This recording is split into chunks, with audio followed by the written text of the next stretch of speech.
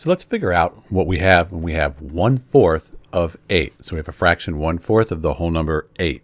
And it's probably easiest here to start out and call this, instead of, let's call that times. So we're going to multiply 1/4 times 8. And that's the same thing as 1/4 of 8.